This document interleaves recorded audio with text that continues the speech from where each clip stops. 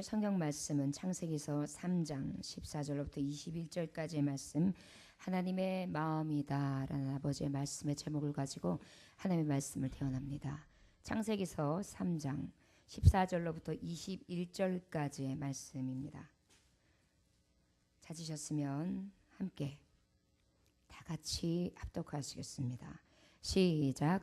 여호와 하나님이 뱀에게 이르시되 내가 이렇게 하였으니 네가 모든 가축과 들의 모든 짐승보다 더욱 저주를 받아 배로 다니고 살아있는 동안 흙을 먹을지니라.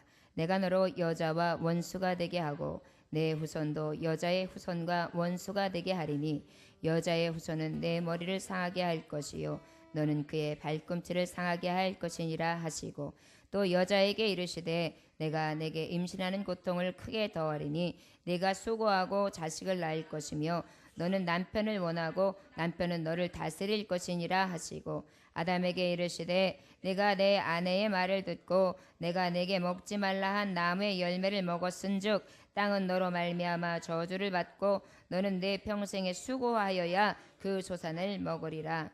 땅이 내게 가시덤불과 엉겅퀴를 낼 것이라. 내가 먹을 것은 밭의 채소인즉 내가 흙으로 돌아갈 때까지 얼굴에 땀을 흘려야 먹을 것을 먹으리니 내가 그곳에서 취함을 입었음이라. 너는 흙이니 흙으로 돌아갈 것이니라 하시니라. 아담이 그의 아내의 이름을 하와라 불렀으니 그는 모든 산자의 어머니가 됨이더라. 여호와 하나님이 아담과 그 아내를 위하여 가죽옷을 지어 입히시니라. 아멘. 아멘. 기도하겠습니다. 하나님의 마음이 이런 것일 줄 믿습니다. 하나님의 종들이 매일매일마다 자라나고 성장하고 믿음으로 날마다 변화되며 하나님의 성소에 나와 기쁨으로 예배할 때 그때가 가장 기쁘실 줄 믿습니다. 원하기는 하나님을 기쁘시게 하는 종들에게 축복하신다 하신 하나님이요, 아버지의 성소를 찾은 하나님의 종들에게 축복하시기를 원합니다. 예배 가운데에 말씀의 영을 더하시사 성령의 충만함으로 덧입혀 주옵시고, 예배 가운데에 회복되어질 수 있도록 인도하시사 아버지 세상 가운데 억눌리고 찌들고 넘어지고 쓰러져서 갈 곳 몰라 방황하던 하나님의 종들이 이제 아버지 온전히 서서 하나님 앞에 진리에 등대될 수 있는 삶을 살아갈 수 있도록 역사하여 주옵소서. 오늘도 말씀의 신이 함께하사 악한 것들은 이 시간 일절 틈타지 못하도록 막아 주시옵시고, 오직 하나님의 말씀만 설지게 하시고 그 말씀을 통하여 치료받는 시간이 되게 하시고 공급받는 시간이 되게 하시고 충만한 은혜로 덮으시는 아버지 놀라운 시간이 될 수 있도록 역사하여 주옵소서. 종의 입술을 주관하시기를 원합니다. 아버지 함께하여 주셔서 종은 마른 막대기입니다. 주여 그 마른 막대기에 무엇을 할 수 있사오리까? 하나님의 능력이 임하실 때에 홍해를 가를 수 있는 줄 믿습니다. 사랑하는 종들이 열려지지 않고 딱딱하며 굳어진 심령들 가운데에 아버지 그 반석을 침으로 말미암아 아버지 그곳에서 생수가 터지는 역사 있어지게 하여 주시옵소서. 오늘도 딱딱하고 굳은 심령들 바위에 하나님의 지팡이를 올려놓습니다. 아버지의 역사는 주님이 하실 줄 믿습니다. 함께하여 주옵소서. 감사드리며 살아서 역사하시는 예수 그리스도 이름으로 기도 올려나이다. 아멘. 하나님의 말씀을 들으러 온 하나님의 종들이여, 이왕 아버지 전에 왔으면 우리 말씀에 집중하고 하나님의 말씀을 듣고 축복받고 돌아가는 시간이 다 되어지기를 주 예수의 이름으로 축원합니다. 뭣도 모르고 쫓아온 사람도 있을 수 있고요. 그 다음에 가자 그러니까 그냥 쫓아온 사람도 있을 것 같고요. 그 다음에 별로 오고 싶지 않았지만 온 사람도 있을 것 같고요. 그리고 아주 설레는 마음으로 하나님의 말씀을 받고 싶어서 오신 분들도 있을 것입니다.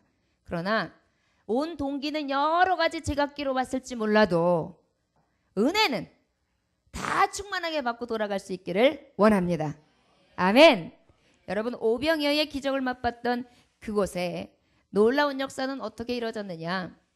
그 작은 아이에 하나님 앞에 드려진 5개의 떡덩이와 2개의 붕어, 말하자면 생선, 그것을 받쳐질 때에 그 자리에 여러 모양으로 왔을 거예요. 구경꾼들도 왔을 거고, 고침받으려고 오는 사람도 있을 거고, 사무에서 오는 사람도 있을 거고, 예수님이 어떤 사람인가 궁금해서 온 사람도 있을 거고, 여러 가지 각기 찍히는 마음대로 다 뿔뿔이 흩어져서 어디서 모여들었지조차도 모르게 5천 명이 넘는 숫자가 모였을 거예요. 그것도 성인들만, 남성들만.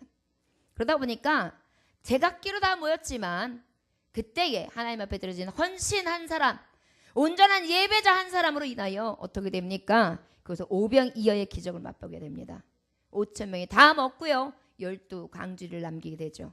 기적과 이적은 많은 사람들이 함께 같은 마음으로 하면 좋겠지만 그렇지 않는다 할지라도 예수 그리스도께서 원만하신다면 자원하고 예배하는 한 사람을 통하여 하나님께서는 오병이어의 기적을 열어주실 줄 믿습니다. 오늘 말씀도 마찬가지입니다. 말씀이 생명의 떡이지요. 하나님의 생명의 떡이 떨어질 때에 여러분들이 헌신자로 서며 하나님의 말씀을 받고자 하는 그 열망만 생긴다면 여러분들에겐 그 기적을 맛볼 수 있는 현장의 증인들이 될 줄 믿습니다. 구경꾼들이 되지 맙시다. 온전히 예배자가 됩시다. 기쁜 마음으로 성숙해지며 회복되어지고 세상이 줄 수 없는 기쁨과 즐거움이 말씀 가운데 있다는데 그것이 도대체 정녕 무엇인가? 교회는 왜 다니는구나? 예수님을 왜 믿어야 되는가? 예수님 믿으면 무슨 축복이 있는가? 여러분들 다시 한번 깨달으며 그 예수를 인하여 기뻐하고 즐거워하며 오늘 춤추며 뛸 수 있는 귀한 잔치자리가 되어주시기를 주 예수의 이름으로 축원합니다. 오늘 말씀해 보니까 어떤 말씀의 배경이 있습니까? 지난주에 이어서 말씀을 보자면 어떻게 했어요? 저들이 따먹지 말라고 했던 선악을 알게 하는 나무를 먹게 됩니다. 그 나무의 열매를 먹게 되니까 어떻게 됩니까? 그것으로 인하여 저들이 이제 저주를 받게 되죠. 여러분, 근데 오늘 말씀이 하나님께서 세상을 창조해서 우리들에게 이 세상을 주실 때에는요, 낙원을 주셨어요. 뭘 주셨다고요? 낙원이 뭡니까? 낙원은요, 염려가 없어요. 근심도 없어요. 불안도 없어요. 초조도 없어요. 절망도 없어요. 죽음도 없어요. 살인도 없어요. 공포도 없어요. 고통도 없어요. 괴로움도 없어요. 온전히 영화로우며 아름다운 곳이 바로 낙원이에요. 이 낙원을 하나님께서는 우리에게 주시기를 원하셨어요. 그런데 이 사탄은 이 낙원, 우리가 이 낙원을 누리고 있는 것이 배가 아팠어요. 그래서 어떡합니까? 우리를 꼬이죠. 그래서 그 낙원을 결국은 낙원되지 못하도록 온전히 생명을 정말 끊임없이 이어갈 수 있는 생명나무의 열매를 따먹지도 못하게 만들고, 그리고 선악을 알게 하는 그 나무를 따먹음으로 말미암아서 하나님과 멀어지게 하고 죄인 중에 죄인이 되게 함으로 말미암아서 그 낙원에서 쫓겨나게끔 하는 것이 바로 사탄이 했던 괴계였습니다. 하나님은 절대적으로 저주하고 싶어 하시는 분이 아니에요. 예레미야에서 29장 11절에 보면 나 여호와가 말하노라 너희를 향한 나의 생각은 내가 하나니 재앙이 아니라 곧 평안이요 너희 장래의 소망을 주려 하는 생각이라. 여러분, 하나님은 아버지세요. 우리를 지으신 자세요. 이 세계 만물을 창조하신 분이세요. 창조하신 분이기 때문에 누구보다도 이 세상에 대해서 얼마나 애정을 가지고 계신지 몰라요. 얼마나 사랑하신지 몰라요. 그 사랑 많으신 하나님께서 우리에게 무엇 해주시길 원하시겠어요? 좋은 걸 주시길 원하세요. 소망 주시기를 원하세요. 여러분 청소년들 잘 들으시길 원합니다. 여러분들 꿈이 없습니까? 무엇 되고 싶습니까? 라면 요즘에 청년들이 대답을 못합니다. 하고 싶은 것도 없어요. 되고 싶은 것도 없어요. 무엇 하나 하고 싶은 것도 없어요. 꿈도 없어요. 총기도 없어요. 여러분들 그런데도 부모님들은 걱정 하나 하지 않습니다. 청년들, 청소년들 무엇이 잘못됐는지도 감지하지 못합니다. 그러다 보니까 공부하는 게 끌려다니는 거죠. 기쁘지 않아요. 그러다 보니까 시험 기간이 되면 죽을 만치 스트레스를 받는 것입니다. 그 스트레스가 어디로 옵니까? 부모에게 오지요. 그러다 보니까 가정이 파괴돼요. 그리고 집에 있기를 싫어합니다. 왜요? 떳떳하지 않으니까요. 공부를 열심히 해야 집에 있고 싶지요. 성적은 자꾸 떨어지지요. 관심은 그거하고 다르죠. 그러다 보니까 집이 뭔가 나한테 잘못해서가 아니에요. 내가 불안한 거예요. 목적 없이 살아갑니다. 생각도 없이 살아갑니다. 어른들이요? 마찬가지예요. 내가 왜 사는지조차도 몰라요. 그냥 하루하루 살아요. 돈 벌기 위해 삽니까? 돈 모으기 위해 삽니까? 생명이 부재하고 있으니까 삽니까? 왜 사는지조차도 몰라요. 하나님의 말씀이 없기 때문입니다. 하나님은 분명히 말씀으로 창조하시고 난 다음에 너희는 내가 찬양받기 위하여 지었나니 그러셨어요. 우리가 일주일에 한 번 예배하는 이 예배의 시간을 위해 태어난 거예요. 이 예배 안에 채워지고 하나님의 말씀으로 거듭나지 않으면 난 희망도 없어요. 소망도 없어요. 꿈도 없어요. 비전도 없어요. 그리고 나는 소망 없는 자가 되어서 세상 가운데 쓰레기가 되어 있는 거예요. 그리고 자칭 내가 쓰레기래.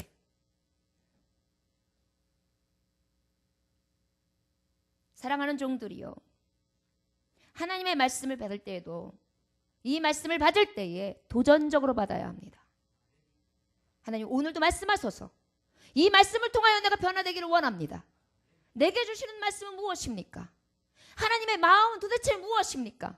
내가 하나님의 뜻과 하나님의 마음에 들려면 어떤 삶을 살아야 되겠습니까? 이것에 대해서 묻기보다 그냥 아무 목적 없이 앉아있어요. 오늘은 목사님이 뭔 말씀을 주실까?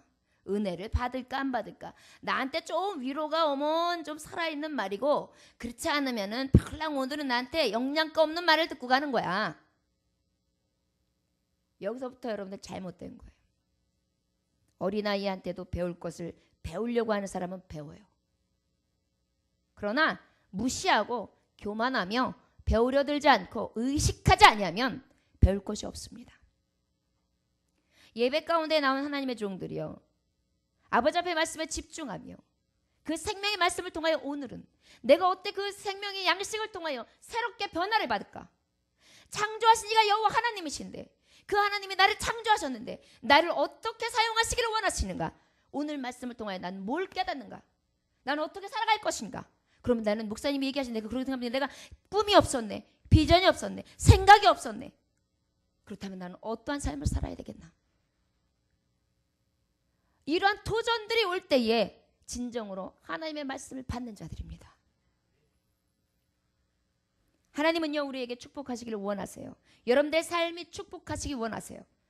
그런데 조건이 있는 거예요. 하라 그리하면 주리라. 구하라 그리하면 주시리라. 찾으라 찾으면 찾으리라. 문을 두드리라 그러면 열릴 것이라. 하나님은요 절대적으로 그 조건에 대해서 명령한 것을 지키지 아니하며 그것을 행하지 않는 자에게는 절대 주시지 아니하시는 분입니다. 자, 그러면 왜 우리가 하나님 앞에 이러한 것들을 받지 못하는 자가 되었느냐? 아담하고 하와가 왜 선악을 알게 하는 열매를 먹게 되었나요? 가장 결정적인 게 사단이 꾀일 때, 야, 이거 먹으면 하나님같이 돼.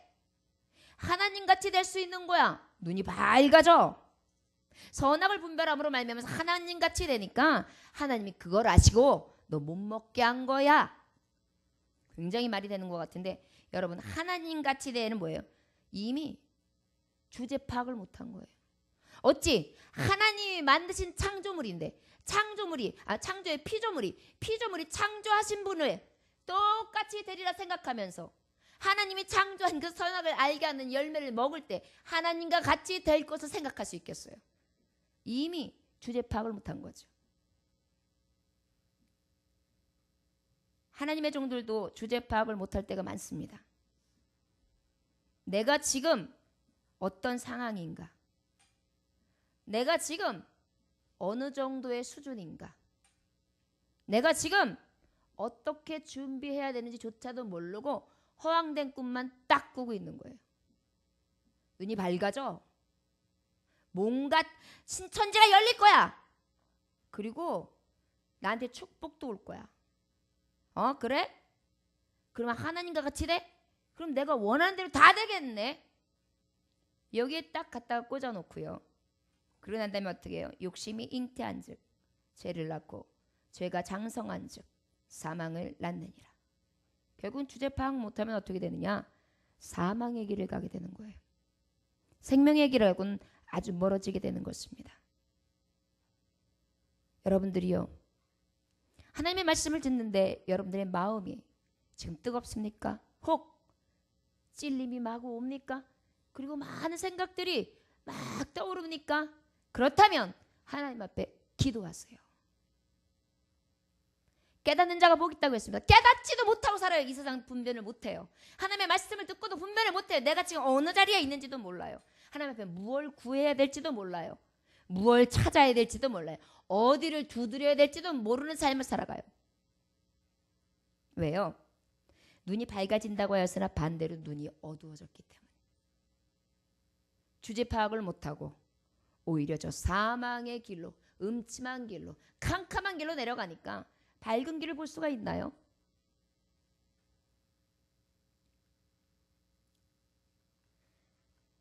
이 욕심 안에는요, 얼마나 많은 음란한 것들이 들어가 있는지 모릅니다.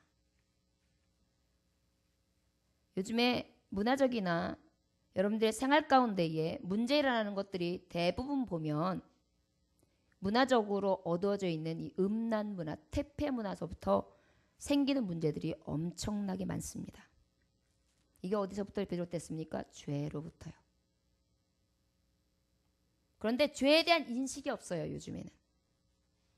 제가 요즘에 이렇게 길을 다니다가 잘못해서 이렇게 툭 부딪히거나 그러면 저는 제가 피했는데도 부딪혀도 죄송합니다 그래요.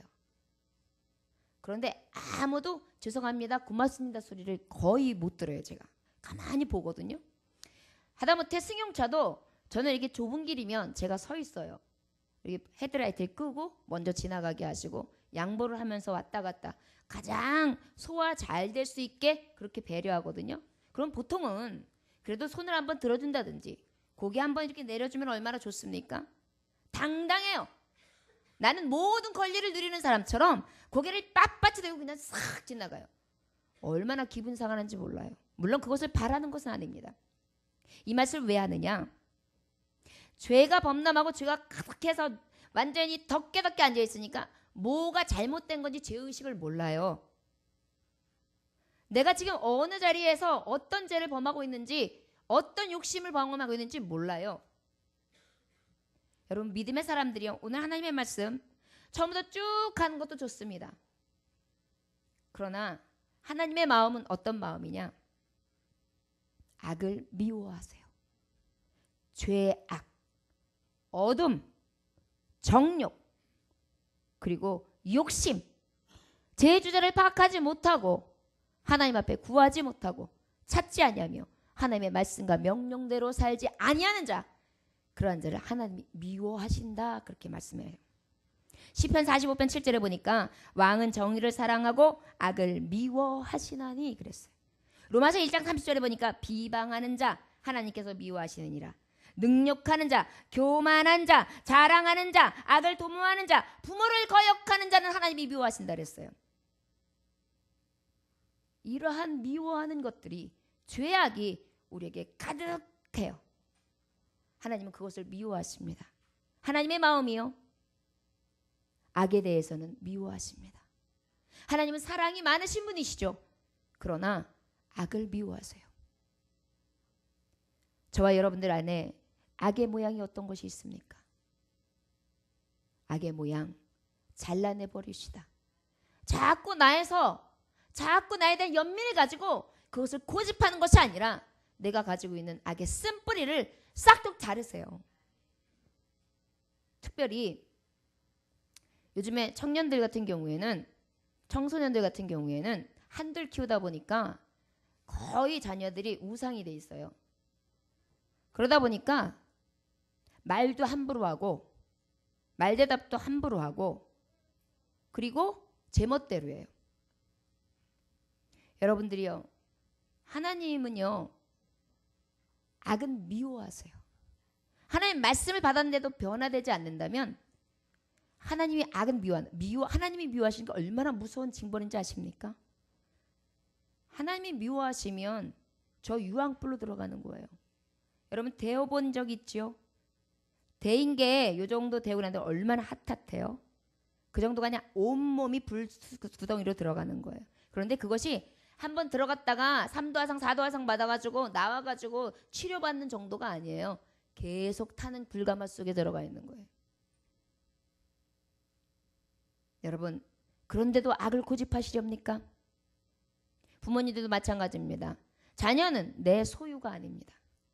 하나님이 내게 맡겨주신 선물이에요. 내가 함부로 해야 할 존재도 또한 아닙니다. 최대한 대로 인격적으로 대해야 하며 최대한 대로 배려해야 되죠.